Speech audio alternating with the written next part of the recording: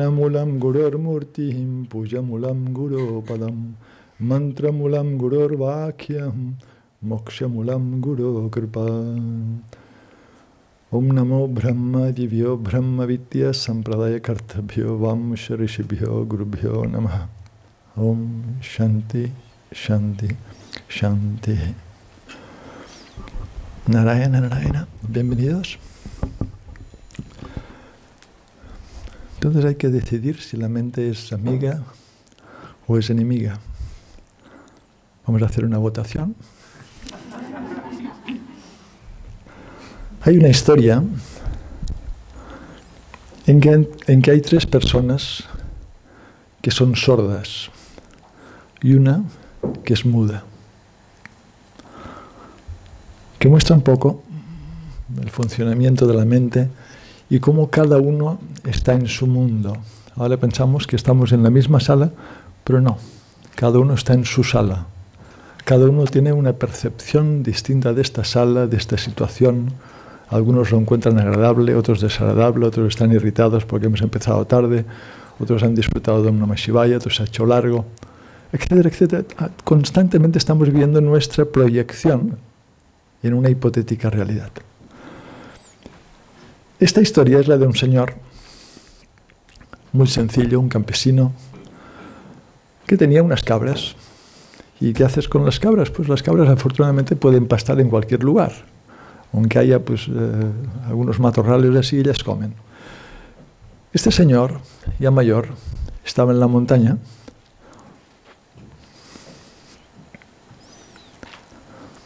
con sus cabras. Se dio cuenta que su esposa no le había dejado la comida y ya tenía hambre. Y espera, porque cuando su esposa no le dejaba la vasija con la comida, ¿no? el tupper, pues su hijo venía normalmente al mediodía. Pero pasó el mediodía, a la 1, a las 2, a las 3, y el niño no viene. Y él tiene mucho hambre, pero tiene que cuidar las cabras, y ir a su casa es un cierto tiempo. Y ve a otra persona, un leñador, que está cortando, no hay mucha leña, no es un bosque, pero está, algunos arbustos está acumulando un poco de leña.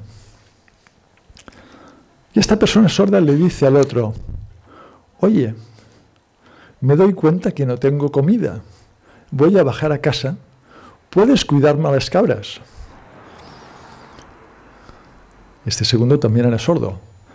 Dice: no, yo estoy cogiendo leña y tú no te voy a dar, esta leña es para mí. No te puedo dar lo que estoy cortando, porque tampoco hay tanta. Y el otro, que también es sordo, le sigue diciendo: sí, voy a casa, muchas gracias por tu ofrecimiento, voy y regreso tan rápido como puedo. Y el otro dice: no insistas, que lo que estoy cogiendo no te voy a dar nada de esta leña, es mi leña, y ya sé que tú ya estabas aquí, o igual, pero esto no es tu terreno, y no voy a compartir la leña contigo. Gracias por el servicio, ya vengo, no voy a tardar mucho.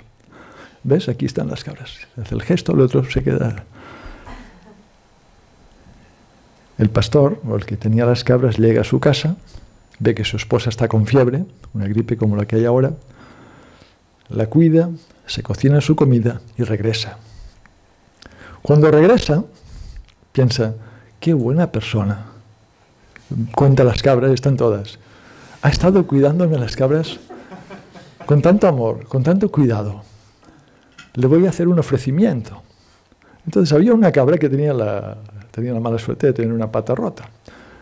Este señor, con una cabra con una pata rota, se la iba a comer. Dice: ya que yo me iba a comer esta cabra, pues se la ofrezco. Entonces agarra la cabra y se la muestra y le dice: mira, esta cabra que tiene la pata rota, yo me la iba a comer de todas formas, te la ofrezco para que te la lleves tú a tu casa y te la comas. Y él dice: no, a ver, yo no le he roto la pata a la cabra, yo no he tenido nada que ver, aparte que te he dicho que yo no te vigilaba tus cabras. Y el otro: te la voy a ofrecer porque estoy muy contento por el servicio. Y de repente el leñador ya se empieza a enfadar, y empieza ya a levantar las manos, dice: yo no te he roto la pata de la cabra, no he cuidado tus cabras, no sé por qué vienes a molestarme, y empieza a hacer gestos así. El otro no entiende porque le gesticula de esta forma cuando lo está ofreciendo una cabra, pero los dos se van animando y empiezan a gesticular y a gritar. Entonces, ¿qué pasa? Una tercera persona, también sorda, en caballo. Y de repente uno lo ve y dice, qué bien que estás aquí, acércate, ¿no? Agarra el caballo y dice, acércate y hazle comprender a este señor que yo lo único que quiero hacer es darle una cabra. Solo esto. Esta persona queda muy sorprendida, ve que los dos están gritando, incluso uno con el hacha, el leñador ya estaba enfadado, ¿no? Y lo tienen en medio para que les explique, pero él tampoco oye nada. Dice, disculpen, yo no sabía que el caballo era suyo. He tenido un mal momento, el caballo estaba solo, pensaba que se había perdido, se lo devuelvo, aquí está el caballo, pero no. Y los dos seguían gritando, ¿no? Le quiero dar la cabra, no me moleste, yo no cuido sus cabras. El lío cada vez es más, yo no sabía que el caballo era suyo. Y en estas situaciones pasa un monje. Los tres están allí completamente liados, gritando, uno pidiendo perdón por el robo, el otro diciendo que no le moleste, el otro intentando dar la cabra. Pasa un monje. Y el monje sí que habla, pero no oye. 3 sordos y un mudo. Y le dicen, por favor, ayúdanos a hacer comprender a esta persona que le queremos dar la cabra. Y el otro, el caballo, intenta, ayúdame a que entiendan que yo les devuelvo el caballo, que no pasa nada. El monje, como que no puede hablar, les mira fijamente a los 3. 1, 2, muy fijamente. Pero es un monje que medita y tiene su tapasya, sus austeridades, entonces su mirada es profunda, es fuerte. El monje intenta investigar qué está pasando. Y los 3 empiezan a sospechar, uy, este tío nos quiere hipnotizar. Esta mirada tan fogosa, tan intensa, entonces el del caballo salta al caballo y sale corriendo. El de las cabras rápidamente las llama todas y sale montaña arriba. Y el leñador coge la poca leña que tiene y desaparece. Y la otra persona dice, qué extraños estos humanos. Me gritan, me dicen que venga aquí y no entiendo nada y se va. Sí, con un interrogante. Esta historia, un poco dramática, exagerada, nos hace ver cómo cada uno está en su mundo. Pero a veces, si piensas un poco, aunque hablemos y aunque oigamos, seguimos estando en nuestro mundo. Lo que uno dice no es lo que el otro entiende. Cuando hablamos incluso de una misma palabra, para uno significa una cosa, para otro significa otra. Todos tenemos unos samskaras e impresiones, que para uno el negro es un color precioso y el otro el negro es un color muy feo. Nada tiene que ver, cada uno vive en su mente. La mente es este espacio energético, o espacio de experiencia en el interior, que es crucial en nuestra vida y aún más crucial en nuestra sadhana, en nuestra práctica. Cuando hacemos una práctica espiritual, cuando empezamos un camino espiritual, no lo hacemos para ser divinos, ya somos divinos, ya somos la divinidad. El Atman, el ser, ya existe en nosotros. Lo hacemos solamente para quietar, para descongestionar, para descodificar esta mente que crea universos duales y múltiples. Si esta mente se aquieta y pierde su condicionamiento, el reconocimiento del ser se manifiesta por sí solo. Entonces, la sadhana, toda la práctica, la hacemos para la mente, porque ya somos la meta de la sadhana. La liberación es nuestra naturaleza siempre presente, pero hay una mente que no nos deja dar cuenta de esto.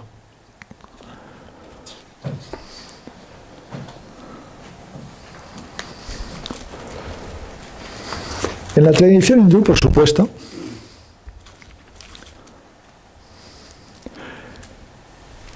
la mente tiene grandiosa importancia, tanto por bhakti como por mukti. Primero, Si queremos prosperidad material, Abhyudaya, hace falta una buena mente, hace falta ser hábil en el mundo para prosperar y tener pues abundancia. Pero si estamos interesados en el progreso espiritual, Nishirishaya, también hace falta una buena mente, un intelecto purificado, fino, atento, que sepa beber del silencio. Amrita Bindu Upanishad. Una mente impura, luego hablaremos lo que es una mente pura o impura. No pongamos ningún condicionamiento sobre estas palabras, dejémoslo así, luego lo observaremos. Una mente impura nos ata a la existencia de la transmigración, nos ata al samsara, nos ata al nacimiento y la muerte. Una mente pura nos conduce a la liberación, moksha. Vamos a los Vedas, Samaveda, la Chandogya Upanishad. ¿Qué dice de la mente? Dice que la mente es Annamaya. La mente vive de lo que comemos, subsiste gracias a la esencia de la comida, de la esencia sutil de la comida. Por esto esta Upanishad dice que es muy importante vigilar lo que comemos. Si comemos comidas que llevan a la dispersión o que conllevan un sufrimiento, así tenemos un tipo de mente. Una comida pura sería el primer paso para una mente aquietada. Esta es una visión védica. Brihat Aranyaka Upanishad, la Upanishad del gran bosque. Dice que esta mente nos es dada por Ishvara. Ishvara es esta inteligencia de la cual emana todo el cosmos. Nos es dada por Ishvara. Y que siempre está con los tres gunas, las tres cualidades de la naturaleza. Sattva, la pureza; Rajas, la acción con pasión, con deseo; y Tamas, la inercia. La mente y los gunas están siempre bailando. Las escuelas shivaitas, shaktas, el tantra, dicen que la mente es una modificación o una limitación, como una contracción de la conciencia suprema, de la conciencia una, pero que es, aunque limitada, es la misma conciencia suprema. Estos serían dos visiones que iremos viendo un poco a lo largo de esta corta presentación.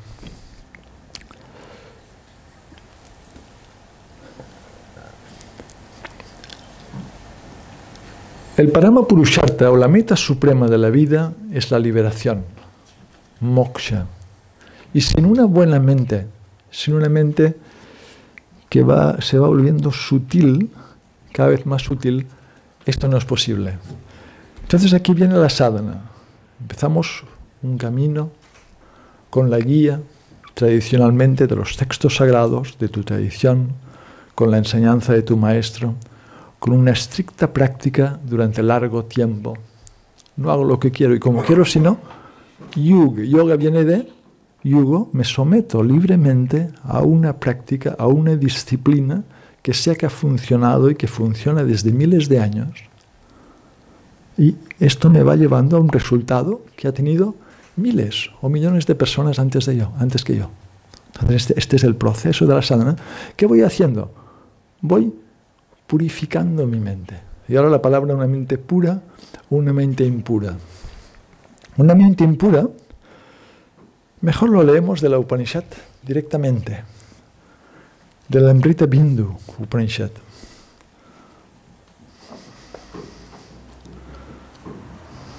Uno de los Upanishads del yoga. Esta Upanishad dice, esta frase famosa: la mente es la causa de la esclavitud y de la liberación. La mente es la causa de mi felicidad y mi infelicidad. Y aquí hay una observación muy importante, porque siempre la persona normal, no hay nadie normal, pero normalmente cuando somos infelices nos gusta culpar a alguien o algo. El yogi madura y piensa que si sufre es por su actitud inadecuada. Punto. Entonces observa cuál era la expectación que tenía. Es que esta persona de repente no me quiere y estoy desesperado. Ella puede no quererme, pero ¿por qué yo tenía esta intensa expectación? ¿Qué me había creído? El yogi constantemente acude al estado de su propia mente para valorar su felicidad o su infelicidad. Deja de esta tontería infantil de ser víctima de algo. Es muy fácil ser esta canción victimista, que pasa esto y pasa lo otro. La gente se queja y no es una buena meditación. Entonces el yogi madura y asume que si sufre es porque no está en el estado mental adecuado. Con una mente en silencio, ¿es posible el sufrimiento? No. Con una mente expandida, ¿es posible el sufrimiento? No. Con una mente que está en reconocimiento constante de lo que soy, ¿es posible el sufrimiento? No.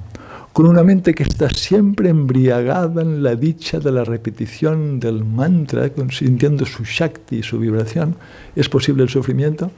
No. Cuando la mente se dispersa, aquí viene la palabra impura, no es una cosa moral, cuando la mente se dispersa y tiene deseos, expectaciones, proyectos, proyecciones, aquí es cuando la mente me lleva al sufrimiento. Entonces el yogi quiere que esta mente se recoja, que vaya a la fuente. Hay una palabra sánscrita, antarmukha. Antarmukha es que la mente mire hacia adentro. Siempre estamos pendientes de lo que ocurre fuera. Notas que alguien está realmente en yoga cuando está hacia adentro. Está hacia adentro, está observando este espacio de dicha que siempre está aquí. No el pensamiento. Este espacio de dicha sabe sumergirse en el silencio de dicha que existe en nosotros, anterior al pensamiento. Amrita-bindu Upanishad dice así: se dice que la mente puede ser de dos formas, pura o impura. Por esto el comentario que hemos hecho. La impura está llena de deseos, de voliciones. La pura carece de deseo.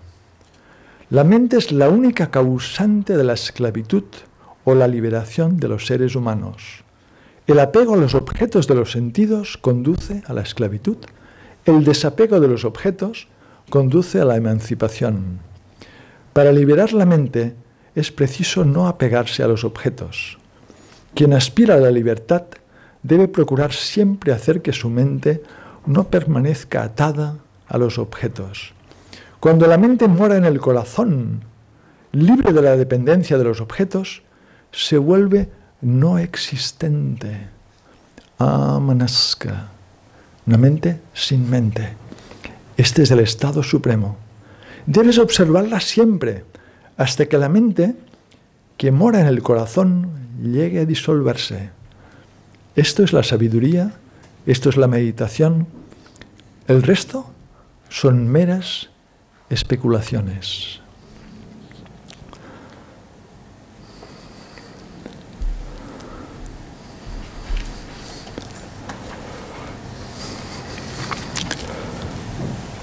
Según el Vedanta, la mente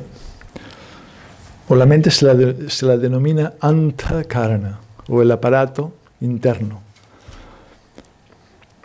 Este antakarana tiene 4 funciones, es la misma mente, pero estos sabios analizaron sus funciones. Entonces vieron que hay una parte que le llaman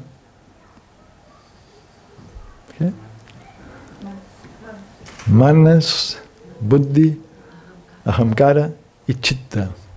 Manas es la mente pensante, que nunca para de pensar, que va de una cosa a otra. Esta parte más pesadita, por no decir muy pesada, de la mente. Una parte de la mente que no tiene certeza. Simplemente salta, piensa, es ruidosa, no para. Este es manas. Lo conocéis, ¿no? Bien. Otra parte, la más sutil, la que el yogi quiere desarrollar con cuidado, es buddhi. Buddhi es el intelecto purificado. Aquí hay discernimiento. Esto es un soldado o una columna. El Buddha dice esto es una columna. Esto es una escritura o es una broma. Esto es una escritura. Tiene el discernimiento de ver verazmente. Chitta. Chitta es la memoria. El Buddhi funciona en relación con la memoria. Hay memoria de impresiones de esta vida o de otras vidas, los samskaras, que también son informaciones. Y todo esto se mueve bajo otro aspecto de la mente que es ahamkara, el yo, el ego. Yo soy el que pienso, yo soy el que discierno, yo soy el que hago, yo soy el que estoy contento, yo soy el que tengo la mente parada, yo soy el que avanzo, yo soy el que no estoy bien. El yo es como el pensamiento raíz. Daros cuenta que no hay ningún pensamiento que se sostenga sin un yo subyacente. Este ahamkara es omnipresente. Cualquier pensamiento está en relación a un yo. Por esto es muy interesante la sadhana, ahora un pequeño paréntesis, la sadhana, la práctica de la observación del yo. ¿Qué es este yo? Normalmente asociamos el yo con un cuerpo, con unas emociones, con unos pensamientos, con una profesión, con un país, con identificaciones, con lo que sé o dejo de saber. Pero ¿realmente soy esto? Y sin esto, ¿qué es este yo? Este es un gran camino. Sin todo esto, intentar observar esta vibración de este aham, este yo. Este yo es una chispa de la gran conciencia, de la conciencia una. Ramana Maharshi decía que si puedes permanecer en la observación del yo, no identificado con nada, estás ante la puerta que te llevará al gran yo, al reconocimiento del ser pleno, del ser completo.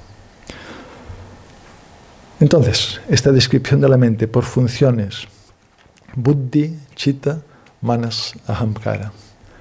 Intelecto, memoria, ego y la mente, que no para. Otra visión, ¿estamos bien? ¿Sí? Otra visión de la mente, según tres cualidades. Jnanatmaka, o la cualidad de la cognición, o cualidad cognitiva. Avegatmaka, la parte emocional. O prayanatmaka, la parte de volición o volicional. Esta división de otras escuelas sería la parte cognitiva, emocional, volicional. La parte cognitiva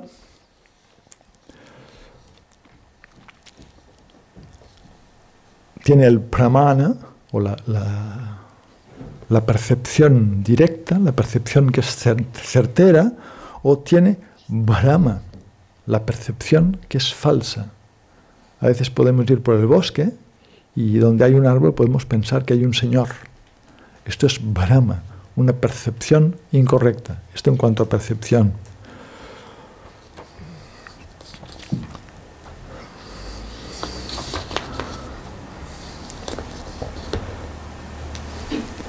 La parte emocional sería muy larga de explicar, no entraremos en todo, pero estaría sukha, el placer, dukkha, el dolor, icha, el deseo, dvesha, la aversión, bhaya, el miedo, hasya, la elation, ¿cómo sería en castellano? No una felicidad, pero una energía interior que te hace sentir contento. Maya, la admiración, cuantísimas emociones son vibraciones de esta parte emocional de la mente. Volvemos a unas partes de la Upanishad. Nuestro propio pensamiento es nuestro mundo. Una persona se convierte en lo que piensa. Ese es el misterio eterno. Si la mente puede morar en el Ser Supremo, disfrutamos de la dicha eterna. Swami Muktananda comentaba o explicaba a menudo esta historia de este viajero. Un viajero está perdido, está viajando por el bosque y se sienta debajo de un árbol. Hace calor, es un árbol precioso, muy grande. Y ya sabéis que en la mitología hindú existe lo que se llama el kalpa vriksha. Vriksha es árbol y kalpa que satisface todos los deseos. Entonces esta persona está allí sentada, se siente bien, dice, ahora solo me faltaría una buena compañera a mi lado. Pataplam, una mujer preciosa que de repente aparece allí. Queda sorprendido y dice, hombre, ¿y si tuviésemos una casita? ¡Pum! Se encuentran dentro de una casita. Y dice, bueno, si además de esta habitación tuviésemos un buen dormitorio y una cocina y comida, ¡flap! Todo aparece. Está tan parado y tan sorprendido que dice, esto parece que sea como un espíritu que está manifestando esto, como un demonio que está jugando conmigo. ¡Pum! El demonio aparece delante de él. Y queda aterrorizado y dice, este demonio se me va a comer. ¡Fla!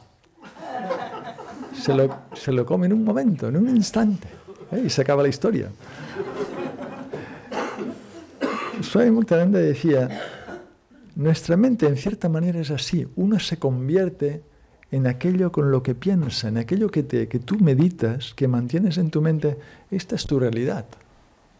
Tú puedes meditar que el mundo va muy mal y para ti el mundo irá muy mal.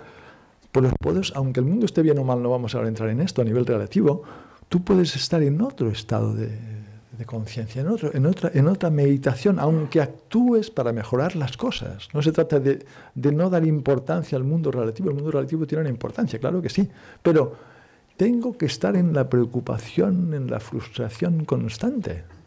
O puedo vivir desde otra conciencia, siendo fuerte en mi dedicación a todo lo que pueda resolver. Esta es la idea detrás de esto.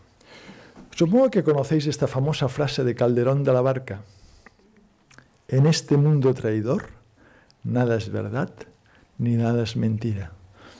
Todo depende del color del cristal con que se mira.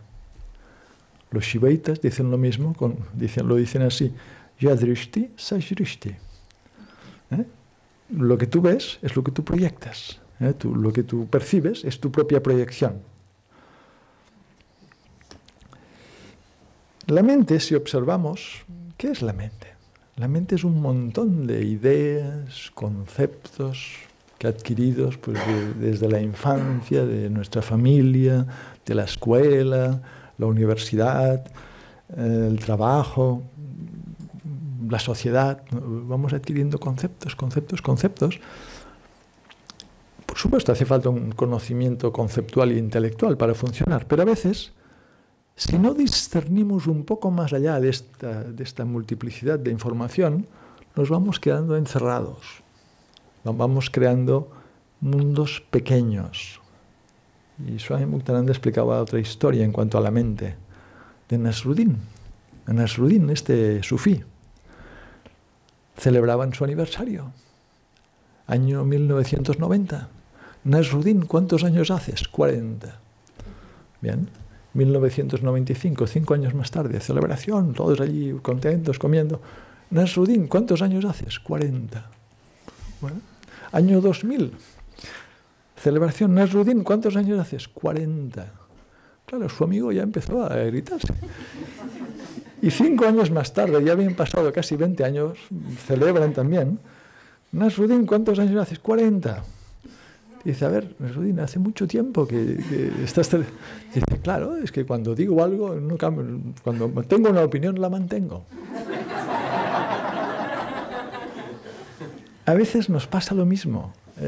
Está bien creer cosas, tener ciertas creencias o observaciones, pero la mente tiene que ser flexible. Todo es cambio en nosotros, dentro, fuera. Lo que veíamos de una forma el lunes, el miércoles puede ser distinto. Está bien que la mente no se convierta en una pared, que sea suave, que sea dúctil.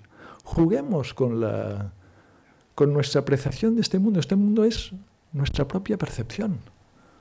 Si lo veo un día así, ¿por qué no otro de otra forma? ¿Por qué tengo que irme atando? Hay personas que están completamente atadas en una caja, una ideología, un pensamiento, un equipo de fútbol, un partido político, punto. Así. Entonces hay que recordar que la espiritualidad real no es una creencia, no es una fe. Es la trascendencia de toda creencia y de toda fe, de todo pensamiento, trascendencia del mismo yo. Entonces no puede quedar nada. Todo esto pasa a un plano relativo que existe, que se llama Vyavahara, relativamente real.